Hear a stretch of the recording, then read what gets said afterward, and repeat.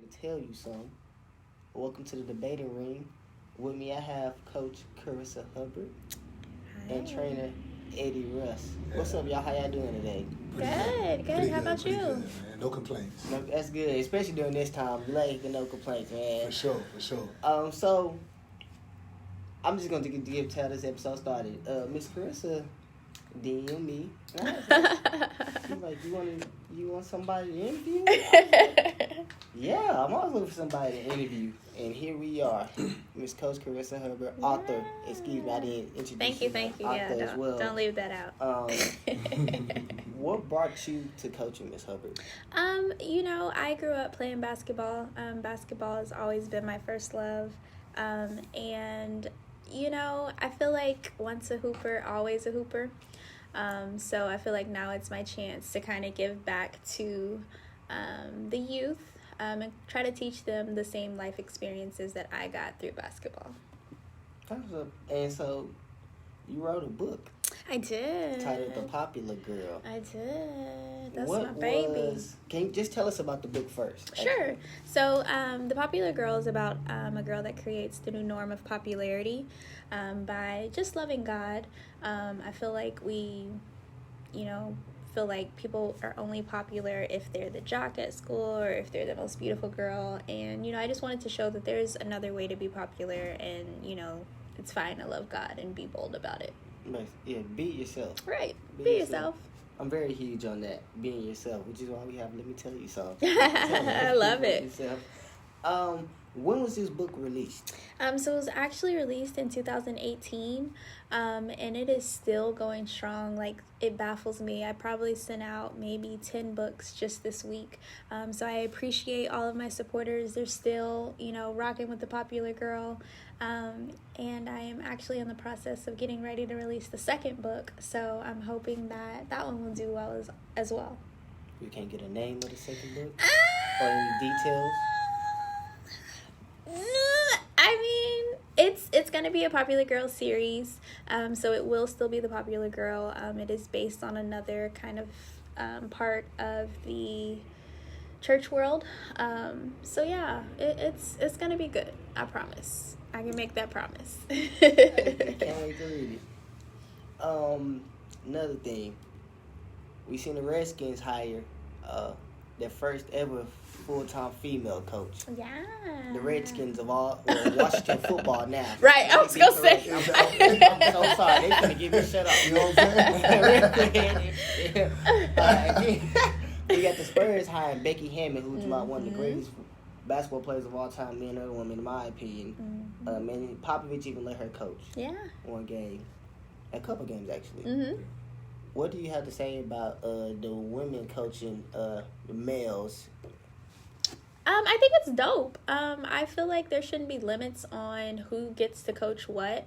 If you're an expertise in your craft and, you're passionate about it, you deserve whatever platform you get. So it's super exciting. I hate that it's taken this long for it to ever happen, but, women have been doing their thing, like, in every sport, including football, including basketball. So, it's good that they're finally, getting to be respected on the male side as well in a male-dominated sport. That's good. Because, I'm telling you right now, a lot of men can't guard Cappy Pondexter. I also want to ask you, I seen you coach with Rashard Lewis basketball team. You coached the boys yourself. I did. I coached the baby boys. That was actually my first time coaching. It was different.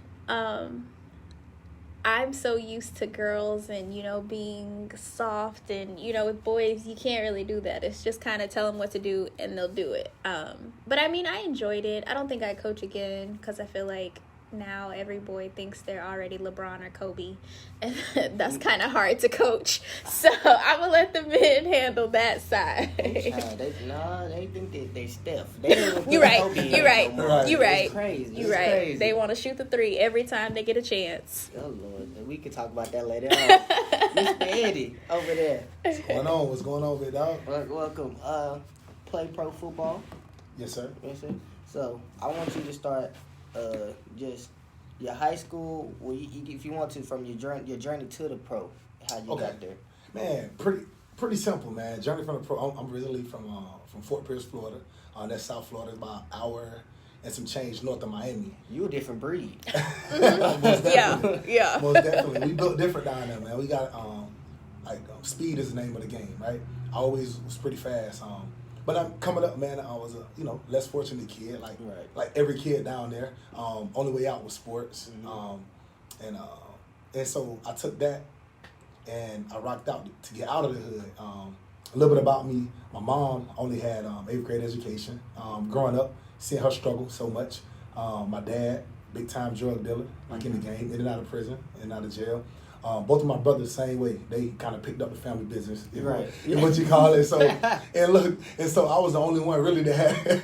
I was the only one that really had a shot, to get out. And so a lot of times kids say, "Hey, man, they kind of feel sorry for themselves. Like, man, I don't have any positive role models and everything." I didn't either. I just I looked at the negative role models and did the opposite. Right. So, which is my dad, my brothers, who both spent time in prison, 8+ years, and one's still locked up now. And so I took that as motivation to be like, man, I don't want to be a statistic, and I got talent, and so I'm gonna use that talent to get us out of here. Mm-hmm.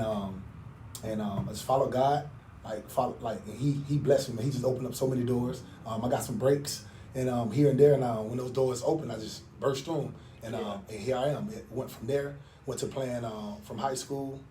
I was MVP of every sport at What high school did you go to? Yeah, I went to Westwood High School, and then I went to Cottondale High School. Okay. Up north. The reason I got out of Fort Pierce, man, because I was almost about outside of Tallahassee, in between Tallahassee and Panama City. Okay. It's an area in which I went. That's where my dad's side of the family was. Mm-hmm. A lot slower. It wasn't as crazy in the city as Fort Pierce. Right. Which was, I think at that time, man, was basically the murder cap, man, of Florida at one time. And so, but that's where Yaman Figures, Khalil Mack, all those guys come from. Went to the same high school and things like that. But when I got up there, it was a little bit slower. But I was also able to break them boys off a little bit more up there because I was, I had a little different, different hit to me. And so as I balled out senior year, I couldn't pass the ACT, man. Like those tests, man, set me up. I know how to play sports, but I couldn't pass those tests. So I ended up, all of my offers, D1 offers and from everywhere, I wasn't able to go to those schools. So I ended up going to prep school, which is in South Carolina, which is Prince Avenue Preparatory School. Okay. I went there. I ended up getting drafted in baseball, man. Time out. This story went too far. I know, it's a lot to it. I'm here for it, though. You play, so you did say you were an athlete in all sports, though, yes, right? There. So baseball, was that a first love? So it actually was my best sport. And when I tell people that, they're like, "What? Why you ain't go play baseball?" But my passion was football. Right. That's all we know. We call it the crib. Back at the crib, that's all we know. Colin Murray, football. Exactly, football. And so I played center field. I was a switch hitter. I don't know if you can see my thumb crazy. In my hand. I can see his thumb right now. Yeah, it's like this one and this one right here, man. Yeah. So those, honestly, always were a problem, too, even in baseball, with hitting the ball. And so I taught myself to hit left-handed because I couldn't lead with this. Yeah. I didn't know. In my mind, I was like, man, I can go to the other side and lead with this hand. Yeah. I didn't know that was a skill that coaches would like. Switch hitting. Yeah, I was just like, hey, and again, the coach was like, what do you know? I say, man, my thumb is hurting, man. He's like, all right, go. I was already at the plate by then, right? I hit it go. And then that's the journey began there. So coaches started looking at it. He's a switch hitter. He's fast. He's big. He can run. And I was like, oh, man, I probably can do something in it. Then I ended up getting invited to pre-draft combines. I ended up running the fastest time all the time. I was poor. So as I was poor, I remember, man, going to prep school, driving a 1999 Crown Victoria, dope boy car, right? Yeah. Yeah. Oh, that's a slab. Slab, right? With the tweeters in there, had the 12s in the back. Yeah. Everybody else pulling up in BMWs and, their parents dropping them off. And I come with the Walmart Benz and the Crown Victoria with the tinted windows. Like, hey, I'm here. Like, what we doing? You know what I mean? And so that always kind of gave me that edge to elevate in everything I do. And so I use that as motivation. Like, man, I'm trying to get here. I want to drive this Benz. I want to do that. And it just made me work harder than those. And so I ended up getting drafted in baseball and chose to go play football. Who drafted you? Kansas City Royals. Kansas City Royals? I worked at, I forget what round. It was a later round. But I would have went, my projection year was 4 years. I could have, could have went and played, man. I could have did a little something. But again, I remember having that conversation with my mom, like, if you're not happy, you're gonna be out there in Kansas freezing, wishing you can come home. I was like, yeah, I just love that. I love that pigskin, man. I feel you. So, what team did you play for in the pros? So at the Browns, the Ravens, and the Rams, I had short stints with them. And as I left the Browns, Ravens, and Rams, I was a free agent, and I was like, hey, man, let me go north of the border. Went to the Canadian Football League, where I got to play more than anything, which was like 4 years with the Saskatchewan Roughriders. Played DB and return man out there. Won a Grey Cup championship out there. I might have seen you then. I watched that. Yeah, I was on the 16 Saskatchewan Roughriders. We won a championship in 13 and 14 out there. It was I led the CFL in like pass deflections and knockdowns. Should have been interceptions, but I did my little thing out there, man. Had a you did more than you think. You were Yeah, most definitely. And so and with that, man, I use that and that same method that I had now. No matter where you come from, you can make it. Right. And so I talked to a lot of kids that I train today. Like again, I walked away from football with like a year, almost 2 years on my contract because I had a business mindset. I wanted to get in and start helping kids that were just like me, ones that look like me. That all they need is just a little bit of push, and they can go and do the same, and eventually, if they don't go to the league, get the education and become a successful business person as well. That's something that I'm huge in as well. So he just changed his whole interview, y'all. My No. This is perfect. This is what I really want to talk about with you. So you want to show why'd you leave? You left early? I was in the Canadian Football League, man. I had a year or two in your contract. And I left. I walked away. I was like, hey man, I could have had some workouts for more teams. Even was getting some rings from NFL teams at the time. I was fast, man. I was like speed kills, and you can't teach it, right? Right. So you either got it or you don't. You can enhance it, but you got it or you don't. And so with that, I was just always just running, but I always was a forward thinker. Like when I was in the hood, I was thinking like I was in a mansion. When I was in the mansion, I was thinking like I owned the mansion. Right. And when I was thinking I owned the mansion, I was thinking, oh man, I own an apartment complex. Like things like that. And so as I was a professional football player, I was thinking like an owner. Right. And so I was like, even if I don't own a football team, I will own something. And so that's when what's the best way, things that I love, that I'm passionate about, but I can help kids, but I can also own something. And that was fitness. That's what brought me to training and helping athletes. And that's why I have Russ Elite Fitness today. So man, that's great because I'm not at being in college. I peeped the game is you really just need to use a sport to get the scholarship, Yes. and if you go pro, yes, that's a plus side. Go make your money, but if you don't, you got something to fall back on right there. most definitely, man. And what you do is when you become a professional, like people look at you different. Like, oh, he's a pro athlete, no matter what you pro in, because you're at the tip top. So I use that even when going into these businesses today. I'll put, hey, I'm a former professional football player. No matter how long I played, no matter what I did, I got to that level because less than 1% of people in the nation get an opportunity to go pro, and less than 2% get an opportunity to go and play collegiate sports. Right. And so, man, you are a statistic, man. Like you beat the odds almost. But so you did become a statistic. Exactly. And so, so I use that, and I tell kids today, they're like, man, those schools are looking at me, man. Well, I'm from the hood. Well, man, I don't have anything to eat. I don't do this. I just give them my testimony. And as I give them my testimony, I let them know, like, nah, I've been there. Like man, they don't know what I go through. I say, I do. Yeah. And so I give them the motivation. I say, I remember those days, man, looking at my mom, like, man, what we gonna do? You know what I mean? I say, I got us. You know, take that same motivation, use that, get your scholarship. If you blow your knee out, guess what? You still can get an education, and you can own something. Like I'm huge on ownership. Right. I don't care what it is. So you're not trying to be the player no more. You're trying to be the owner. Most of definitely. everything, man. Most definitely. So what you touched on it, but I really want to know because the reason why I'm a sports producer is because I believe sports is the outlet lesson to learning life. Oh, yeah, so absolutely. what lessons did sports teach you? Well, all you can name them all if you want. Man, it taught me discipline for surely. It's discipline is one of the most it's the biggest, and then I'll go down the line from there. But with discipline came like, you know what? In order for me to get this, I must do that. It teaches you like algorithms of life. You know what? If you want to get bigger and stronger, go lift these weights. Go eat right. And if you don't have them, think of an alternate way. be disciplined in that. Because everybody can run, jump, shoot, pass, or do whatever, right? Tackle. But it's who's going to outwork the next person. So if you establish that discipline where I'm able to get up at 4 or 5 in the morning and work out, or I'm able to stay after practice, those things carry on in life. And in life is like, it's easy in this corporate world. It's easy when you want to open up a business. You're like, hey, I'll outwork everybody. I'll go to sleep at 3 a.m., get up at 7, doing the same thing because I'm not even beating my body up anymore. I'm using the other muscles. So, and it taught me how to communicate as well. Like, everybody I'm from South Florida, man. Like, and I'm talking, I'm eloquently enunciating right now, right? Right. But back home we speak in broken English, right? Like it's like we speak in colloquialism. We don't know what y'all saying. Exactly, right? Exactly. What y'all saying. And so I'm speaking real good for the radio right now. But if I was to talk to my brother on the phone, you wouldn't really understand. I heard it just then. And so communication, learning like verbal cues, learning how to speak to my teammates. Hey man, where they're gonna be, how they're gonna be there, and you know what they like, what they don't like, things like that. So communication. And the last one was just hard work. Like you learn to work hard, no matter what.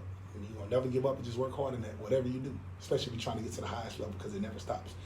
The same reason when I was 19, 20 years old, when I'm trying to take one of those positions. Yeah, veterans position, I had a hunger that was so crazy, man. I was going after it. But now when you become 25, 24, and you're in the age, you see that same 19-year-old coming trying to get your spot. You become the hunted, right? Yeah. So you still got to work hard. You're working hard to get there, but then you work hard to keep it. So dedication, communication, and hard work are the 3 things that I would say I learned from sports. Man, and those are very instrumental in your life to be successful. All those 3 little components right there is what I learned from playing basketball all my life. Even though I didn't get no scholarships, but it carried me on to now. Yeah. You know what I mean? Yeah, I'm here. You own something. Man, just real quick, before I get to more of the training, what was give us a welcome to the league moment? What was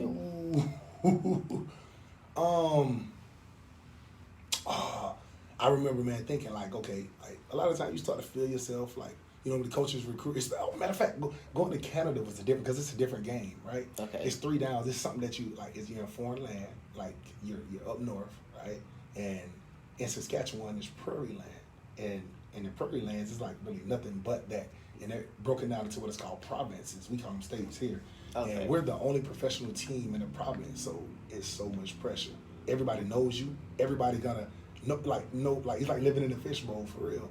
And so I remember when I got there, just something that's off the field. When I got there, they're at the airport saying your name. Hey, can I get an autograph? I'm like, hey, you know me already? Like, what's like you looking at me to get an autograph? And so we get off the plane. I remember me and a guy named Devin Tyler, who went to Temple. He played with the Cardinals. We was really close, man. Like another guy, Derek Pegues. We was just looking at each other like, man, this is crazy. It's crazier than the States. And so then I remember getting there like, oh man, I got speed. I'm the guy. I'm the man. Game totally different.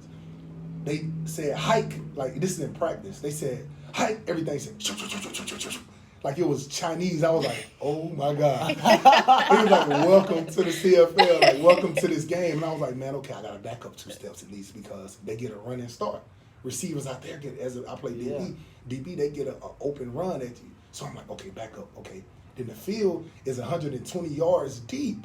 So the end zone is 20 yards deep. So you can be on the 1 yard line and get hit with a post. And you like, man, what's going on? So confused. You can be out of there. And then the field is 60 instead of 40 feet wide. It's 60. So you got an extra 15 yards wide. And so I looked at it, I was like, man, like I remember thinking like, man, I'm gonna have to work a lot harder here. So it was like, welcome to the set. But that was a good welcome moment, man. Like the speed of the game and the size of the field and things like that. So what does my new boy DJ MG just into the building? Hey. What you told me what prompted you to start it and you left it what do you feel like scratch that. Where have your kids signed to? Man, we have schools calling from everywhere. I got Dylan who signed with University of Cal. Well, he has University of Cal, he has SFA, Alcorn, I got Kevon Garcia, got Arizona University, USC. He has like A&M, like a lot of different schools.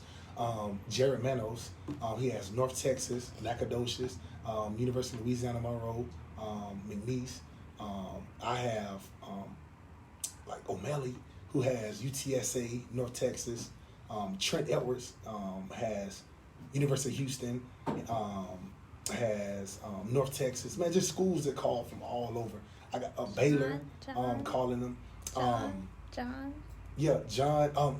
Shout out to the HBCU, Big John. He chose Hampton over a lot of different schools, over Kansas and over schools like that. He chose Hampton, who gave him a full ride. Shout out to Big John Abernathy, man. He's from out in Manville. Big kid, 6'4", 260 pounds, long, lean guy, man. He looks just like I don't know if you remember Simeon Rice. I remember. Back in the day. Yeah, Simeon Rice, one of those guys, man. Big Justin Tucker, long, lean guy. He can stand up and play on the outside. So he actually had an opportunity to talk to Obama's security guard. They recruited him that much to go to Hampton. Gave him $250,000 for a 5-year scholarship, and he chose them up. So shout out to Hampton for John Abernathy, man. We got Avon Shelton, who's he's actually up in Midland right now. It's a D2 school, but he chose to go there up in Odessa, Permian Basin, up in Midland area. Yeah, so the same area, Odessa, Midland. Yeah. You just brought me to a question for both of y'all. Does it need to be more enforced that it doesn't matter where you get your scholarship from D1 to NIA? It doesn't. What do y'all have to say about that? Absolutely. I mean, I think the biggest thing is to find a place that fits you, for you to be, your absolute best.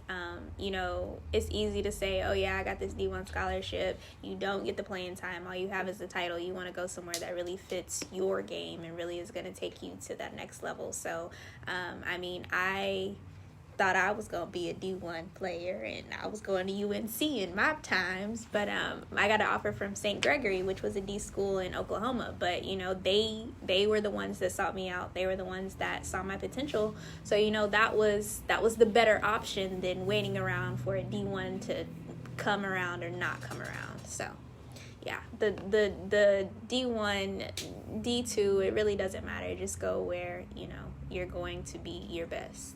Right. And with me, I always tell my kids a concept. I say, hey, you want to be a big fish in a small pond.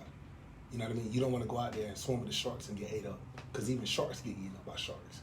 So I tell you, if you got the talent, like if you want to go D1, make sure they want you, right? Make sure they want you, and you come with your family as well. And I tell them, I say, hey, man, if it's a D2 school where you can go and shine, these days with the way media is set up, you can get film out to any school, or to any coaches in the NFL or NBA or wherever you want to go, and you can shine from there. But you also don't want to wait 2 years to sit behind somebody and they bring in somebody else and they take that spot. So you want to actually go and shine, be a big fish in a small pond. And I think that, again, D1 is the goal. Always aim for that. But if you shoot for it and you're not getting a lot of bites, cast your net in a different spot, and where it's a plethora of fish. I mean, I think we always forget too, like, it's okay to start small and then kind of grow from there. Like, there's various situations where kids will start off at a JUCO or, a smaller school and then end up at the D1, which is perfectly fine. It really depends on what's best for you. Like, you can't really try to keep up with the Joneses. Like, you kind of got to do your own thing. And I also got one more thing, man. Yeah. Just speaking on HBCUs, I think that it's been so frowned upon to go to HBCU, say, oh, they lie there, or they don't treat you right, and they don't do this and do that. That's every school. Like, you know what I mean? You can get lied to at any school. Stephen F. Austin, the ultimate finesses, I'm telling you. You know what I mean? But you can get that anywhere. You can go to University of Texas and get that same treatment. But you'll learn lessons from it too. It also teach you resiliency. So go in and be resilient, and that'll get you ready for life as well. So don't be scared to go to a school just because they say, or he say, or she say, or what they went through. That doesn't have to be your experience. You know what I mean? So, shout out to the HBCUs again. Like, let's get back to these schools. Let's get these top athletes to these HBCUs and get them pumped up. You know what I mean? Let's get some 5 stars there and get some money there, and we can treat them better as well. So Exactly. Sorry about this, y'all. You gonna hop on, Yams, or you chilling? I know headphones don't work. Oh, correct, because you're late. But all right. No, I'm just all right. Just back to the HBCUs. How do you, do you think a talent is an issue at it? Because like you were saying, the talent, but I think that, because back in the day, that's what we had to go. So, like, I got an uncle, man, it's so many, like, he got a picture with Jordan, like, NBA Hall of Famers, because he was that good with college basketball. And I don't think, it depends. Some schools, yeah, the talent is as well, but, like, I think of it as, like, some big, a top 5 ranked player. His GPA isn't that good. He goes to a JUCO. Still doesn't do good that well. HBCU is accept him. There's no many telling how many stories are there like out there like that. For sure. So I think it's just the narrative of there is no talent. They don't have the same resources. Some don't, but we don't have, it's hard to get the money when they're only donating to PV. I mean, not PV. They only donate PV to Howard, Morehouse, Hampton, the same colleges. Right. And PV put out a lot. It's a lot of productive people from Prairie View A&M and Texas Southern. Right. Wiley College. Yep. Texas College. Sam Houston. All of them, man. Yeah. It's too many of them. So do y'all try to push your athletes towards HBCUs? I mean, I have to be unbiased in the school realm, but I mean, I've really worked on just kind of opening their eyes to that being an option. I think a lot of times they only focus on the big schools and we don't talk about the HBCUs. So at least if I'm educating you on what they have to offer, this is even an option. It puts something on their mind to say, okay, well, let me even look in that direction. So I try to not, just say, look, I need you to go to the black school. But, at least if I'm talking about it and saying, hey, like, this is what's going on, they now it's implanted in their brain and they can kind of make a good decision. Yeah. Another question before we just move on to just general topics.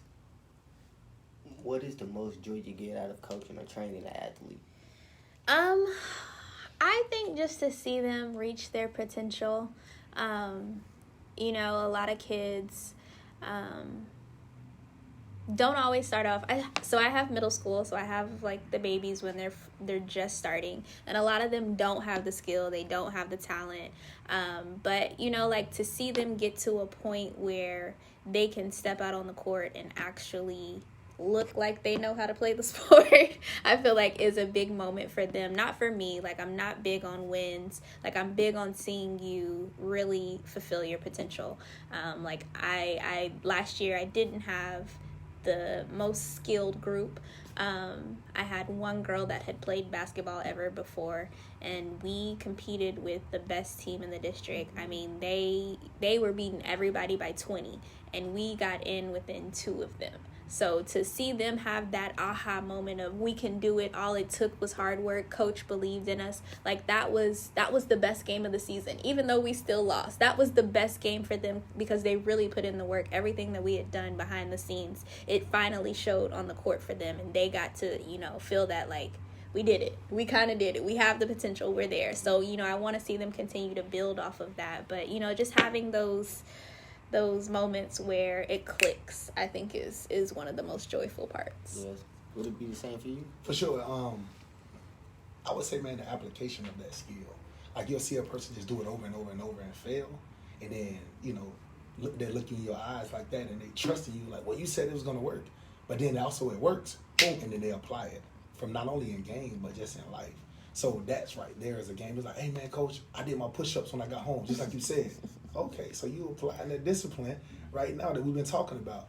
Hey coach, man, look, this is what I ate. It can be, I ate fish, even though it's fried, but you know what I mean? It's fried fish, but it's the application of that discipline. So those are the moments that I teach, because I'm like, man, sports is, something that's gonna, it's gonna be your footstool to life. And it's going to get there. It's not going to last long. That window closes like today. And windows that are closing every day. So when you can apply those tools and the discipline that I give you, when I'm able to yell at you, yes, sir. No, sir. Okay, I got your trust now. When you able to say, okay, I got it, and you don't drop your head after you mess up. It's those things that I love to see, and they take that to the next level because you're gonna fail in life, and those failures are gonna actually be the thing that prepare you to the next thing in your marriage, in your career, and owning something. You're gonna have to be told no. You're gonna hit that wall. And when you hit that wall and you keep going, when you start to climb it or you dig under it, those are the things that I like to see. You know what I mean? More so than just a person just, oh, I did that, because that's going to come with it. You're an athlete. You're supposed to do those things. I can't apply to fish for swimming or for flying. I want to see those things where you apply it outside of your sports realm as well. So those are the moments that I like right there. Thank you for the answer. You know, Miss Hubbard gave me the teacher. I gave you the teacher answer. Gosh. It's not. Sorry. It's not. Politically correct. But I knew you was gonna say that because my roommate was a coach, and he used to tell me all the time about the satisfying times of seeing the kids just finally get it, or just he's beating a 6-year-old one-on-one every day, but the last day the 6-year-old beats him. Yeah. And the joy in their face is nothing like it. Oh my gosh, it's crazy. But I mean, really, like I've said before, like my little motto I try to teach is, I'm creating queens on the court and off the court. Mm-hmm. So getting to see, like, I have girls that are entrepreneurs right now. They have their own lip gloss. So getting to see them do. Shout out to they would be so proud.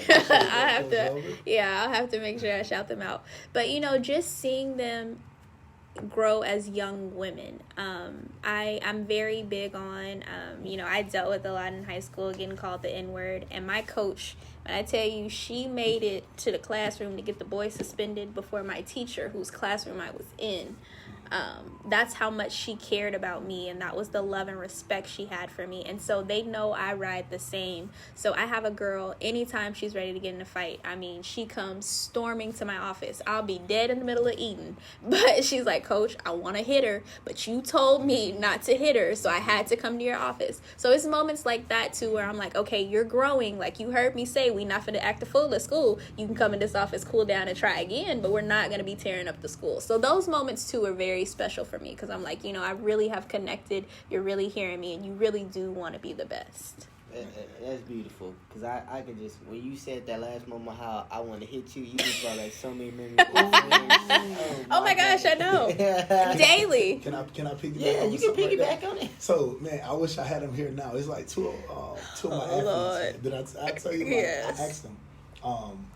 They're very feisty. Like they come from the hood. Like they're from out in Imperial Valley, out in Greenspoint area. They real north side with it. They from the north side. I can mess with them boys. You know what I'm saying? And so I told them, and I teach them. I'm like, man, I said, you got to start thinking like a business owner, or you got to start thinking like the president of the team. I said, because they got in a fight a little bit. They scuffled with each other and almost got kicked out of the gym. And I let them feel it. I said, man, because this is how it's going to be in life. I let them feel. I ran them.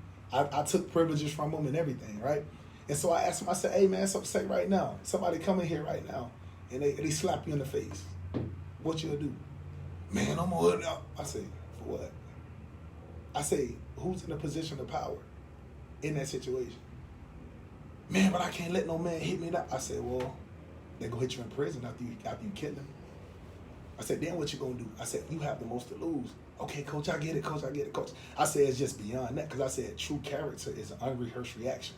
So you got to dig deep, think about, put yourself in those situations, visualize you being in those situations so it's not new to you, and you able to handle it. It's a rehearsed reaction now, so true character digs in, and you able to be like, hey, you know what? You fast, right? I said, all y'all fast, y'all will run. I said, think about it. You're the only shot. I said, you the only reason, like the way out for your mom, only way out for your brothers, your nephews. It passed them. And so because somebody hit you, they took the power from you to have you, you know what I mean? To have you go to, okay, Coach, I got you to hit. I said, okay, I'm going to take it a step farther. As black men, we all respect us. I said, what if somebody come and spit in your face? Oh, Coach, I ain't going to lie, Coach. Right. Now that's different. You see what I'm saying? Right? And of course, but I always tell them, and we went around in a circle, right? All around in a circle. And then I was like, so is it worth losing everything when somebody's spitting in your face? I said, our forefathers did. Like people, that's how we got the opportunity to be able to fight back because they took it, and it's hard. And then I said, okay, let me get on the third. I took it up a level. I say, right now, what if a woman come here and slap you in your face and spit in your face? Would you hit her? Nah, I ain't gonna hit her. So what's the difference? You got that same control. It takes the same amount of control as a woman and a man. You use that, and you take that same power and control that you have to not hit a woman to do that same thing as a man. Get away from them. Let her fight another day. You hit him and kill him, you lost everything. And I'm like, and to me, being that I have like four different companies, and ownership, I help and employ so many different people, and they depend on me. So a spit wouldn't hurt me, or a slap wouldn't hurt me. If you coming out to my family, or I feel threatened, then that's different. Mm-hmm. You know what I mean? Now the hood coming out, the fly Florida coming out. Exactly. I got to see about you right there. You know what I'm saying? I got to see about you, man. Like, I'm talking about, like, for real. And so, but if an unrehearsed reaction gets you out of your character, then that's something that you need to work on right there. Right. You know what I mean? So that's just lessons that I teach them that they won't get nowhere else. That's that's so deep. That was deep right there, man. That's a deep of character of growing up and realizing, like, you know, some may consider it taking an L, but is it really an L? Right. Lesson. It was a lesson, not a loss. And even those losses turn to lessons. And you take them. Michael Jordan lost. LeBron James lost. Muhammad Ali lost. Only person that had to lose was Floyd. In a sense, right?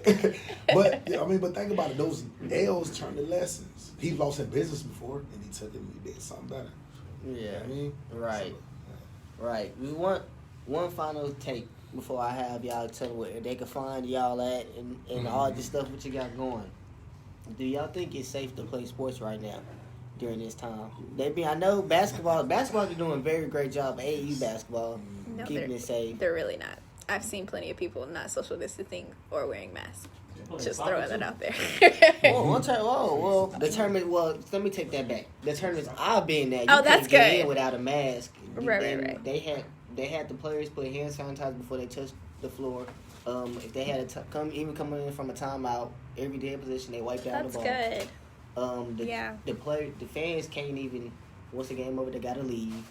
And then the teams can't even watch the other team play. Like, they have to wait outside of the gym before. But do y'all think it's even safe at all? So if you're doing that, I believe it's safe. Okay. But there's a lot of places, people, things that are not doing that. And I know especially on the school side, we don't even really have no guidelines or anything set up or in place. So that's where it gets a little bit tricky and scary, especially for me, because I'm like, y'all don't know what kind of germs go on at school. So that's like a different kind of that's COVID been around just in the schools. So I mean, as long as we're doing what you talked about and really sanitizing and wiping stuff down and wearing masks, I think it's okay. And I think it's really important, especially for the kids. Like, they've been cooped up in the house for so long and they need an outlet. And, you know, like we've been talking about, sports is some people's way out. So, you know, they gotta be in the gym. This is all they got. So, I mean, I respect it, and I definitely want it. I just want it to be done the right way. My take on it, man, I kept going back and forth, right? And I'm a numbers guy, and so I'm gonna pull up a few different numbers. I know it's crazy. Nah, I'm a numbers guy too. Yeah. I need the proof. You need the proof, right? And so the CDC, right? They everything runs from, so they're testing data in the U.S. as of August 10th, 2020. Total test was 65,756,307. You got 59,000 some odd negative tests, right? Mm-hmm. So that's a 91% negative rate, right? Then also your positive test is only 5,088,000. That's 9%, right? If you got 91, that leaves you with 9. Total deaths in the United States are only 161,000. So it leaves in a death rate of what? 0.25%. The population of the United States is what? 33 million? 331 million, right? So your chances of not dying from COVID are 99.96. You have a 99.96 chance of living, even if you get it or not, which is inevitable. We all gonna get it. And so I'm gonna tie it in by saying I think it's safe to play sports because again, she said it's our way out. But also, if you do those things, those protocols, you can be going to Burger King or you can be going to Subway and get COVID. No matter, you do everything right by playing sports. So I'm like, hey, you know what? Let's mitigate those risks by wearing your mask, sanitize everything. But if you get it, let's not stop the show. Let's keep going because it's some of these kids' way out. And let's not have fear of that. You know what I mean? You believe in the Lord. I'm not saying run out and jump in the street. I believe in the Lord. I'm going to run out and cross this street with this big bus. He going to save me. And you get smashed. Still, wear your mask. Do what you got to do. But let's keep this show going because it's less than a 1% chance of you dying. You know what I mean? Mm-hmm. So, and numbers don't lie. That's of August 10th. And this was the 22nd. What's the day? 22nd. 21st. Yeah, the 22nd. So that 12 days of data. So I'm sure it got better than that now. Yeah. Because a lot of times we don't talk about the good things of how people recover. I recovered from it. 2 months ago, I was down. I got all the symptoms. I had fever. I lost 20 pounds and everything. And wow. Now you compliment me, say I look big. You got me making me feel good. You know what I'm saying? I feel good in here, man. So, but I'm back and I'm immune system. I built those antibodies up and I'm ready to go. So it's inevitable that we're all gonna get it. But more people die from the flu than of COVID. I'm not a conspiracist and nothing like that. Yeah, I feel you. I'm glad you said that. A lot of people, I know. But you was going off the numbers. Yeah, you was going off your numbers. Going off the numbers right there. And if you tell me the numbers, hey man, like in analytics, if this person shoots here 80% of the time, I'm gonna put a plan in to stop them right there for the 80% of the time. So that's what we'll do. The numbers say that, hey man, keep going with life. And so that's what we're doing. And we keep carrying it on and keep growing. Okay. So we can start Miss Hubbard, ladies first. You can tell them where they can find your stuff at, your social media, and anything and everything. Okay. So you can follow me on Instagram, author Karissa Hubbard.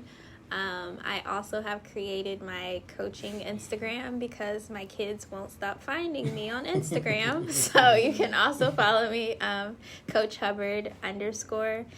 You can follow me on Twitter, author Karissa. Facebook is Karissa Hubbard, and then my website is theKarissaHubbard.com. For sure. Shout out. Y'all make sure y'all go follow her, man. She's very, very one of the smartest persons that I know, one of the hardest working persons that I know.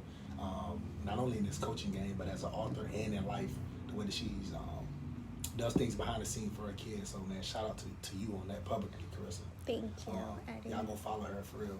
With me, I'm pretty simple, man. On IG, Russ Elite _fitness. On IG, that's why I train. Have a lot of my kids post videos, and I shout them out on there. I used to not be a social media guy. But one of my best friends, Clint Kettler, man, he kept saying, hey, let me create a page for you. So he created it and was running it, and then I just took over it. So me and him go back and forth with posting and putting, information out there, putting the kids out there, getting some coaches hit us up on there and everything. Who took your pictures? Yeah. Shout out to Karissa, also her and Meal Ticket Media, Karissa Hubbard, and Meal Ticket Media for shooting the pictures and the videos. Also on Twitter, you can follow me at eread11. Also eread2111 on Instagram for my personal page. So that's the way you can find me at. You can hit my website as well, RussEliteFitness.com. You can buy some sessions on there. I'm also a metabolic technician, USAW certified, American Council of Exercise certified. I like to talk science when it comes to working out. I want numbers, right? I like to test and not guess. So if y'all want to get sessions or you want your kid to train with me to develop, great discipline habits and things like that, y'all can hit me up on there as well. And I will say Eddie is probably the smartest person I know. He literally is up early in the morning till late at night doing whatever he has to do for anybody. I think he takes care of the entire state of Florida and half of Texas. Just genuinely a good person with a good heart. He's not out here chasing clout, doing it for the likes, doing it for the gram. He's doing it, literally. So I'm very proud of all that you have accomplished thus far and what you're gearing up to do publicly. Appreciate that. Coming from a published author. Published author, you know what I mean? So appreciate that, man. That's big. Yeah, all this black magic and black going on right here. Yams getting something else to eat, everybody. Y'all know yams. Some more crackers for sure. So, and just so y'all boys thought I wasn't gonna get big. You see, I brought a trainer in here. I'm finna get big. I'm a big dude with it now. Coming for you, Yams. Coming for you, yeah. I just want to thank y'all for showing up during this pandemic, as that's what this being called right now, to the media block here. Pull up on the debating ring. Yeah, Hopefully thank you. next time we can do it again. Yeah, for sure. And Miss, I ain't gonna say that. You a coach. I can't say that. You a coach. But next time we may have something a little extra. Okay. Extra. I'm gonna try to hang. Yeah, Right, upgrade me. Powerade. Yeah. Matter of fact, we're gonna get the powder, the Gatorade powder. That's there the it best is. one. It's the best one right there. That's You can very mix bougie. it. Yeah, you can make it strong as you want to make it. Thin it down if you need to. So That's yeah, very don't bougie. waste I like it. that. Yeah, we get some- That's the pack. For real. I like straws too. I need a straw. That's it for Let Me Tell You Something. Thank you for joining in for another episode. We'll see y'all soon. Hey, let's make sure I don't forget the